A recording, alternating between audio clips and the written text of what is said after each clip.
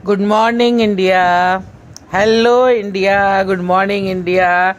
बड़ों को ढेर सारा प्रणाम, छोटों को ढेर सारा प्यार और मेरे सारे सब्सक्राइबर कैसे हो आप सबको ढेर सारा Ram Ram, Ganpati Bappa Morya. Welcome back to my YouTube channel Simi की डायरी में आप लोग का ढेर सारा स्वागत है। दोस्तों, आज मैं अपने चैनल पे मीठी, जो मैंने दूसरा हिंदी उपन्यास इस चैनल पे डाला है, उसका सेकंड एपिसोड लेके आप लोगों के समक्ष आ रही हूँ। और अब तक आप लोगों ने इसमें देखा कि मीठी जो है सोजियोलॉजी की लेक्चरर है और वो शिमला मनाली गई है कॉलेज टूर पे, तो वहीं उसकी समीर से भेंट होती है।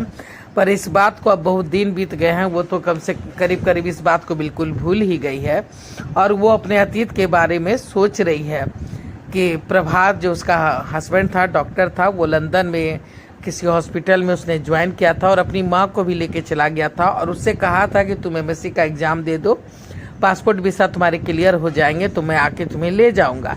लेकिन उसके बाद वो आया ही नहीं और ना ही उसकी कोई खोज खबर मीठी को मिली। मीठी बहुत कोशिश की उसकी खोज खबर जानने के लिए, लेकिन मीठी को उसकी कोई भी खोज खबर नहीं मिल पाई। तो चलिए अब सेकंड पार्ट में मैं इसके आगे आप लोगों के समक्ष रख रही हूँ, तो देखिए कैसा लगता है। आप लोग का स्वागत है। भाई भतीजों को कितनी बार कहा कि जाकर पता कर लो कि और मुझे भी ले चलो, पर किसी के कान पर जू तक नहीं रेंगी। कभी पासपोर्ट की बात तो कभी वीज़ा की बात पर सभी टाल जाते। मीठी को भी जॉब नहीं हुआ था, वो भी पैसों की मोहताज हो गई थी।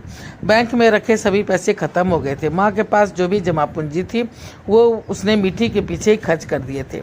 भाई भतीजा थोड़ा बहुत मदद करते, पर वो भी मन महसूस कर 2 साल जैसे तैसे काटने के बाद मीठी को नौकरी मिल गई थी और उसने एक दिल्ली के गर्ल्स कॉलेज में ज्वाइन कर लिया था। उसने काफ़ी बुरे दिन देखे थे, पर फ्लैट को कभी भी बेचने के बारे में नहीं सोचा था। मीठी ने इंटरनेट पर भी प्रभात के फोटो डाले थे, पता करने की कोशिश की थी। उसके मोबाइल तो जैसे बंद से पड़ गए थे। माँ का भी पता नहीं लग रहा था और ना ही माँ के पास माँ का नंबर ही लग रहा था। आखिर हार फार कर मीठी ने तकदीर से समझौता कर लिया था। उसे पूरा विश्वास हो गया था कि प्रभात और उसकी माँ अब इस दुनिया में ही नहीं है, पर लोगों के मुंह को कोई कैसे बंद कराए।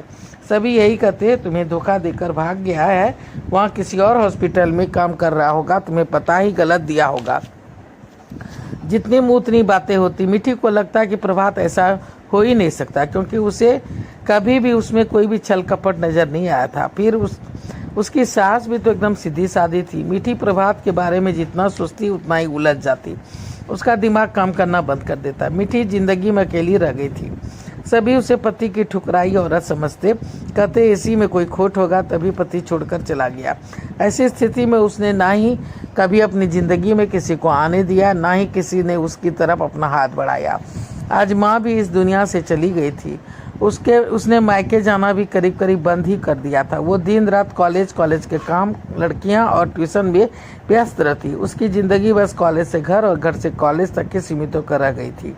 कभी कदार कुछ लड़कियां घर पर उससे पढ़ने आ जाती तो उससे कुछ राहत मिलती। कुछ देर अपने दुख को भूल करके वो उन लोगों के साथ हंस बोल लेती। लड़कियां भी उसके दुख को समझती।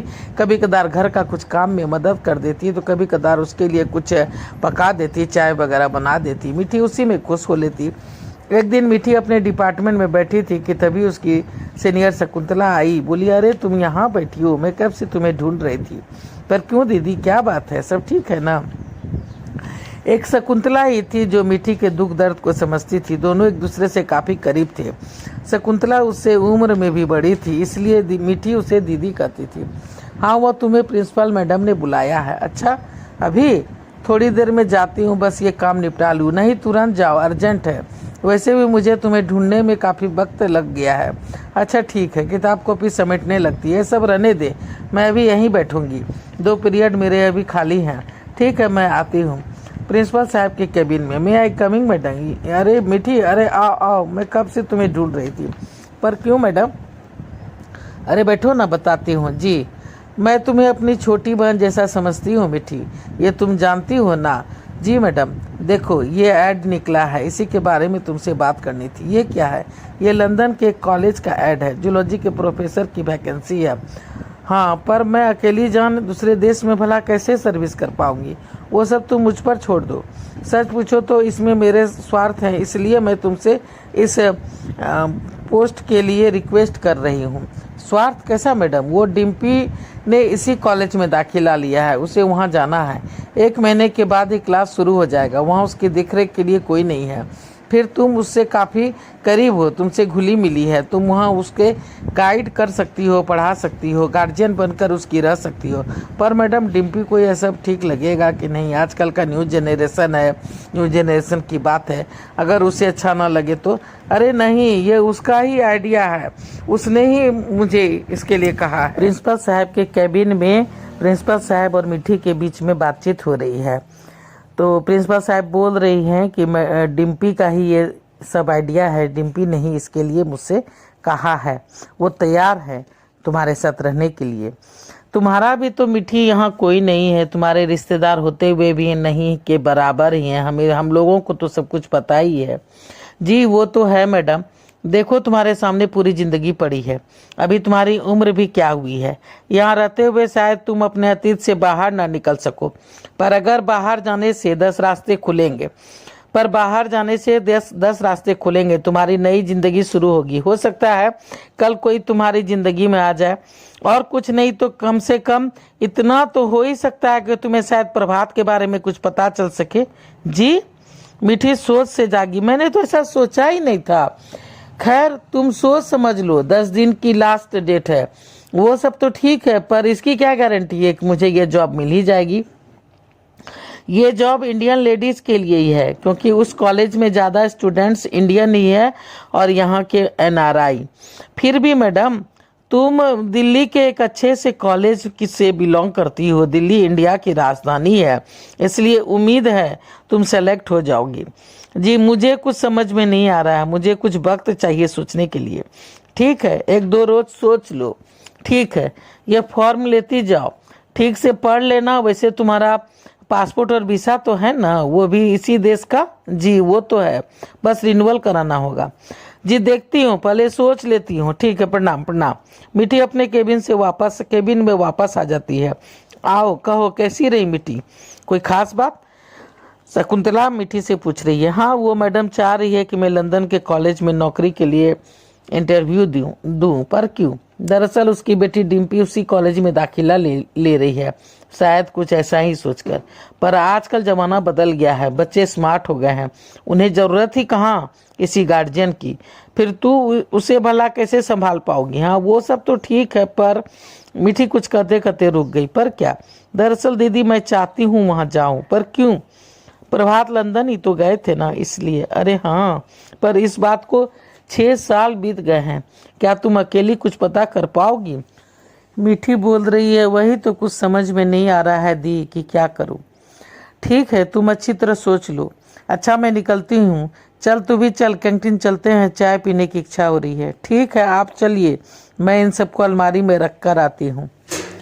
2-4 दिन बड़ी बेचैनी से बीता। मीठी बड़ी असमंजस में थी कि क्या करूं क्या ना करूं। भाई भाभी से भी पूछा, फोन पर बात किया, पर सभी गोल गोल बातें कर टाल गए। बोलते तुम अभी बड़ी हो गई हो, अपना भला बुरा अच्छी तरह समझती हो, खुद जैसा उचित समझो वैसा करो। वैसे भी देश परदेश में अंतर ही क्या रह गया है, दुनिया तो सिमट करके रह गई है, ये देश भी परदेश से कम नहीं रहा। जी मीठी सबों के भाषण सुन सुनकर पक गई थी। मीठी समझ गई थी कि वो इस दुनिया में बिल्कुल अकेली रह गई है। वो मरे या जिए किसी को भी कोई फर्क नहीं पड़ता। फिर उसने एकदम से डिसीजन ले लिया था, जब अकेले ही जीना है तो क्या देश और क्या परदेश। जाकर देखती हूँ, अगर मन लग गया तो ठीक है, वरना वापस आ जाऊंगी। मैडम से इस बारे में बात कर लूंगी। अपने मन को समझा बुझा कर मीठी ने लंदन जाने का मन बना लिया था। प्रिंसिपल साहिबा उसकी शर्त मान ली थी। बोली ठीक है, जब तक वहाँ रहना है रहो, अगर वापस आना चाहो तो मैं तुझे रख लूंगी। अभी मेरी 8 साल की जॉब बाकी है। तो ठीक है। मीठी खुशी खुशी इंटरनेट के थ्रू फॉर्म फिलअप कर दी थी और आनंद फानंद में 10 दिन के अंदर ही मीठी के पासपोर्ट और वीसा भी रिन्यूअल होकर के तैयार हो गए थे। प्रिंसिपल साहिबा ने पूरी मदद की थी। इंटरनेट के थ्रू मीठी का इंटरव्यू भी हो गया था और उसका सिलेक्शन भी हो गया था। प्रिंसिपल साहिबा ने एक घर भी दोनों के रहने के लिए देख लिया था, वो भी साथ गई थी और लंदन में 2-4 दिन डिम्पी और मिठी के साथ रह करके सब कुछ घुमा फिरा के समझा बुझा करके प्रिंसिपल साहिबा वापस आ गई थी। मिठी और डिम्पी ने कॉलेज ज्वाइन कर लिया था। डिम्पी अच्छी लड़की थी, मिठी के साथ उसकी अच्छी बन रही थी। मिठी को लंदन आए 1 महीने हो गए थे। इसी बीच उसने अपने प्रयास को जारी रखा था। प्रभात के फोटो लेकर के कई हॉस्पिटल और सरकारी दफ्तरों में चक्कर काट चुकी थी, पर कुछ भी पता नहीं चल पाया था। एक दिन वो अपने विचारों में खोई थी कि एक बाइक तेजी से उसके सामने से निकल गई थी। वो बुरी तरह घायल हो जाती अगर ऐन वक्त पर आकर उस इंसान ने उसकी जान ना बचा ली होती तो। थैंक्स। मिठी ने जैसे ही चेहरा ऊपर किया दंग रह गई। उसको बचाने वाला और कोई नहीं समीर था। दोनों पूरे 2 साल बाद एक दूसरे से टकराए थे, पर शायद दोनों ने ही एक दूसरे को पहचान लिया था। मिठी, आप समीर? जी। आप यहाँ? जी हाँ। आप ठीक तो हैं ना? जी। चलिए पास कॉफी स्टॉल पर बैठते हैं, कुछ बातचीत हो जाए। जी चलिए। दोनों एक कॉफी स्टॉल पर गए। समीर ने कॉफी का ऑर्डर दे दिया था। दोनों एक जगह बैठ गए। कहिए, आप यहाँ कैसे? मुझे बताया क्यों नहीं? अरे आपको कैसे बताती है? आपका कोई कांटेक्ट नंबर तो मेरे पास था ही नहीं। फिर आप इतने बिजी पर्सन हैं। हाँ वो तो है, पर आपके पास आपकी स्टूडेंट यानी मेरे साले साहब की पत्नी का नंबर तो होगा ना? हाँ था तो, पर अभी नहीं है। वो मोबाइल मेरा खो गया है, इसलिए कहे काफ़ी नंबर डिलीट हो गए हैं। ओ, वैसे कैसी हैं नेगी? हाँ ठीक है। वो दोनों अभी न्यूयॉर्क में है।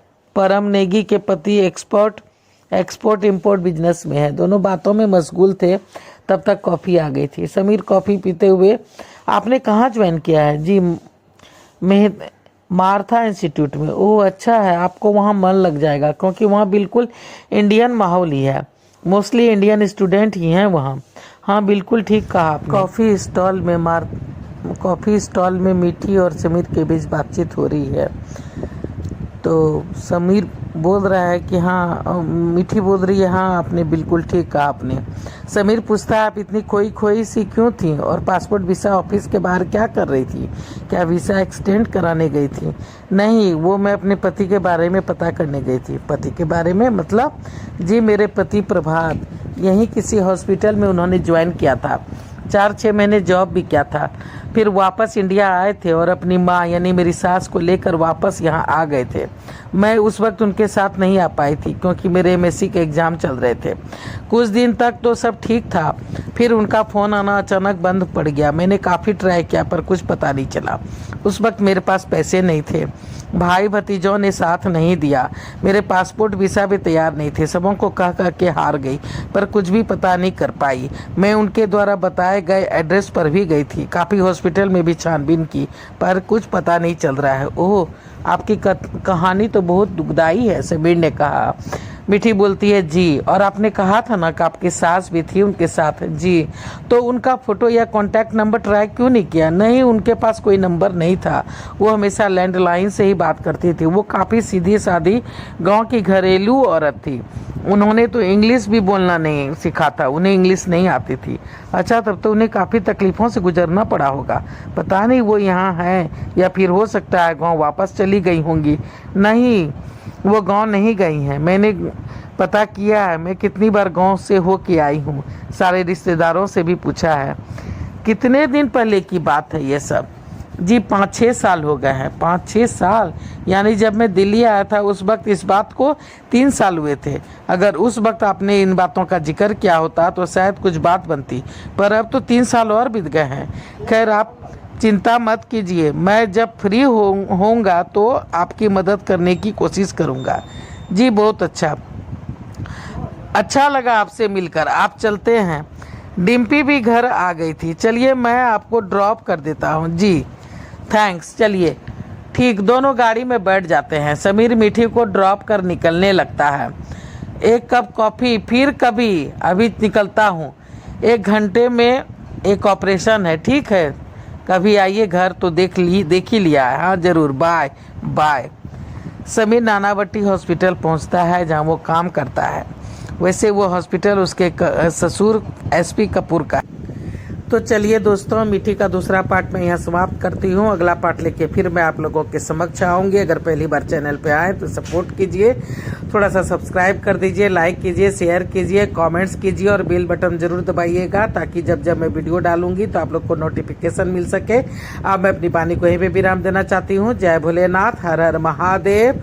और आप लोगों का ढेर सारा थैंक्स कर रही हूँ सपोर्ट करने के लिए और मेरा वीडियो को देखने के लिए। मेरे वीडियो को देखने के लिए आप लोगों का ढेर सारा thanks. Thank you very much.